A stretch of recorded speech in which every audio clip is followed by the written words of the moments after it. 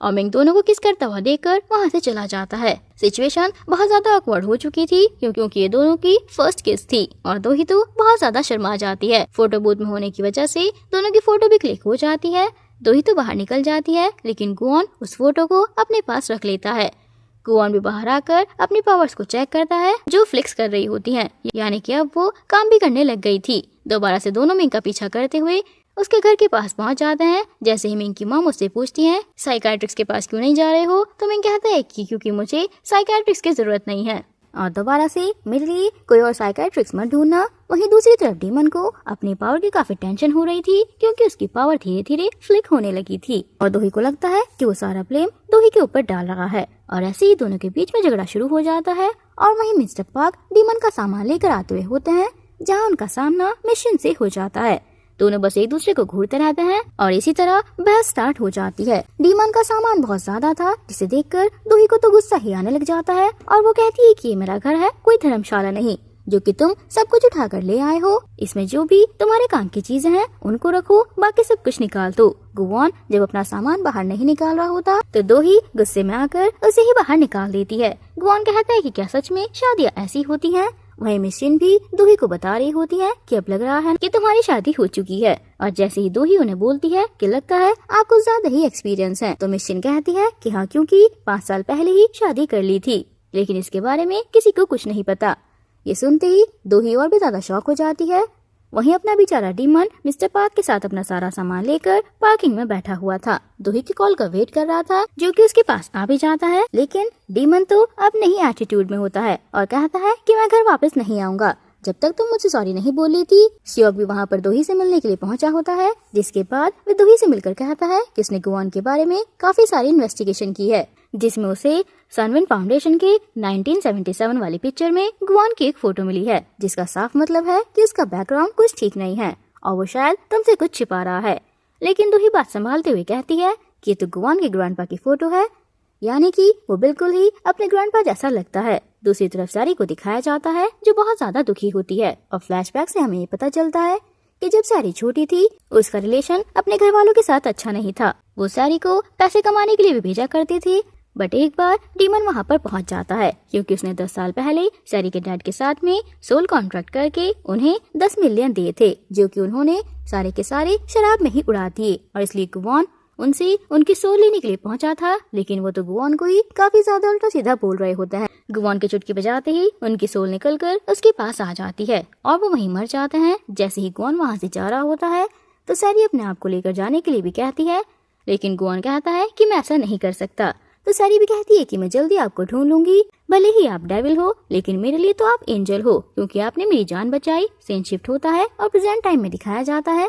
सैरी यही सोच रही होती है कि तुम तो सोच भी नहीं सकती कि मैंने तुम्हें ढूंढने के लिए कितनी सारी मुसीबतों का सामना किया है। और उसी टाइम पर कुछ लड़के उसे आकर छेड़ने लग जाते हैं, लेकिन वहीं पर हमारा डीमन हीरोइक एंट्री मारते हुए उन सबको अच्छे से मजा चखा देता है और सैरी को उन गुंडों से बचा लेता है। नेक्स्ट सीन में खूनी को दिखाया जाता है जो कि चोरी छिपे गुआन के ऑफिस में पहुंच जाता है और वहाँ पर एक हिडन कैमरा लगा देता है। साथ ही उसे वहाँ पर गुआन की डीमन बुक भी दिखाई देती है जो कि शाइन कर रही होती है।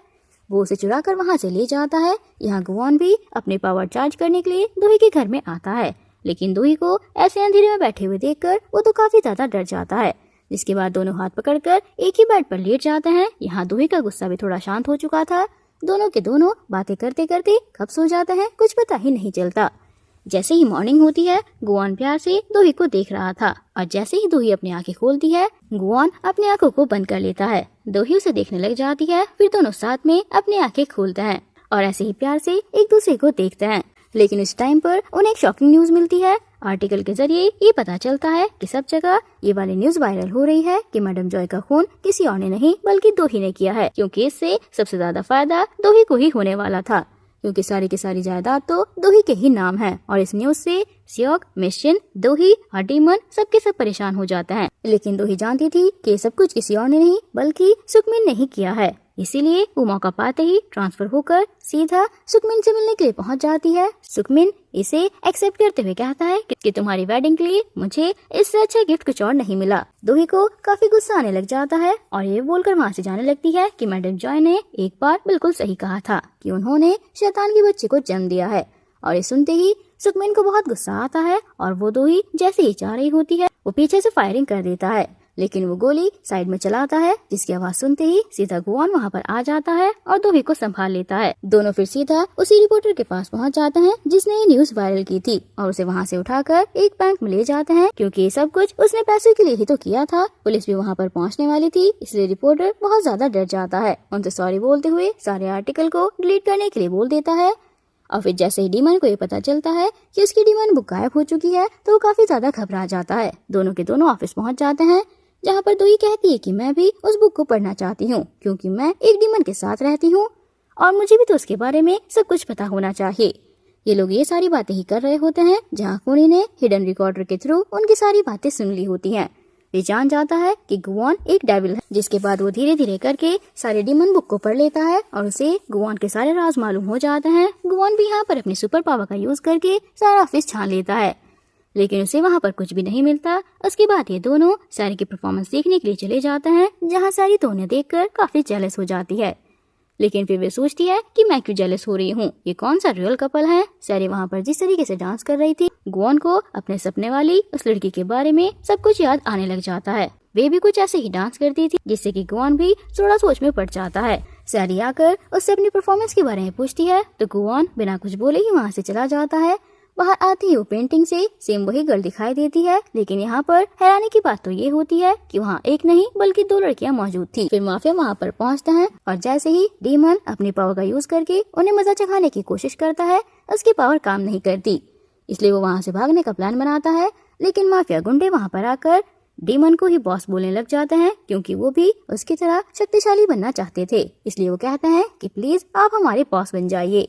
और वहीं दूसरी तरफ हम उस मिस्टीरियस मैन को देखते हैं जिसे उस खूनी ने डीमन बुक के साथ साथ दोही और गुआन की बातों की सारी रिकॉर्डिंग भी भेज दी होती है। इससे अब उसे पता चल जाता है कि गुआन एक डीमन है। खूनी ने भी अपने प्लान के अकॉर्डिंग अपना नया फेस चेंज कर लिया था। नेक्स्ट सीन में मैडम जॉय के मर्डर के केस में पुलिस दोही को पकड़ कर ले जाती है। सियोग भी पुलिस स्टेशन में दोही से मिलने आता है और उसे कहता है कि तुम टेंशन मत लो, क्योंकि बिना सबूत के ये तुम्हारा कुछ भी नहीं कर सकते, बस मुझ पर भरोसा रखो। वहीं पर हम मिंग को देखते हैं जिसके पास खूनी का मैसेज आया होता है कि डेविल को खत्म करने की शुरुआत हो चुकी है।